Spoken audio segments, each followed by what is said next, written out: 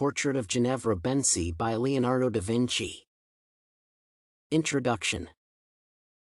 The portrait of Ginevra de Benci is one of 4 individual portraits undoubtedly painted by Leonardo da Vinci. The painting was finished around 1474 to 1476 in Florence, Italy. It is considered to be one of the earliest experiments of da Vinci with a new medium using oil paint. The woman depicted in the painting is a daughter of a wealthy banker at her marital age.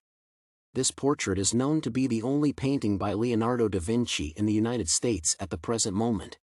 It is exhibited at the National Gallery of Washington. Although genuine portraits painted by da Vinci are studied in detail, there is still a question of what makes these portraits outstanding pieces of art in the history of European painting. Ginevra painting description. Ginevra de Benci's portrait is distinguished by the cramped organization of the depicted space. The sitter is placed in front of an open setting, which was an innovation for the time when women were usually depicted in their homes. In this painting, Ginevra appears to be near the border of the picture with a juniper bush surrounding her head like an aura right behind her, which symbolizes a feminine virtue. Some researchers state that juniper is called Ginepro in Italian and Ginevra in the Tuscan dialect, punning on the sitter's name. The painting is also characterized by a hint of tension made by the contrast of a juniper bush and the paleness of the sitter's face, as well as by the placement of her body and head turned completely toward the observer. Ginevra de Benci analysis. Close-up views of the portrait remind the early Flemish portrait paintings.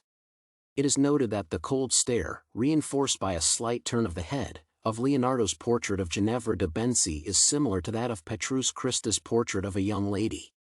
This fact preserves a special place for this portrait in the history of painting because it is stated that da Vinci broke the Florentine traditions of painting portraits with this small piece of art.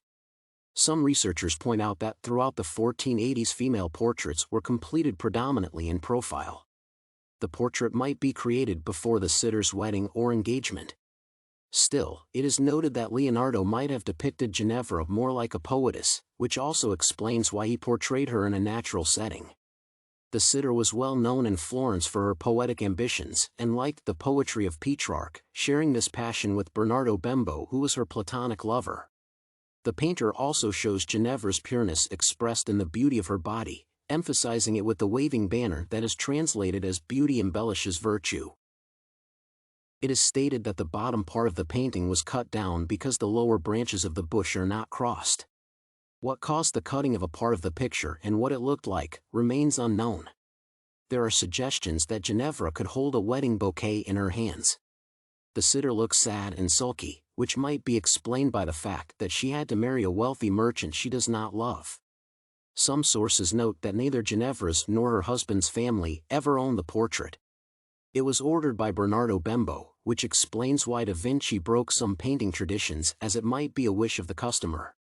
Therefore, this work has a great historical and cultural meaning as an innovation in painting female portraits. Conclusion.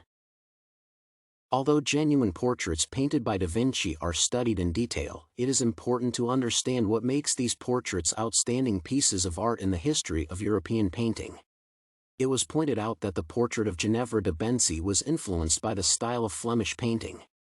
Therefore, it could be stated that the early style of da Vinci bore a hint of innovations, had a lot of symbolism, and tended to break the rules, which makes his works interesting and easy to remember.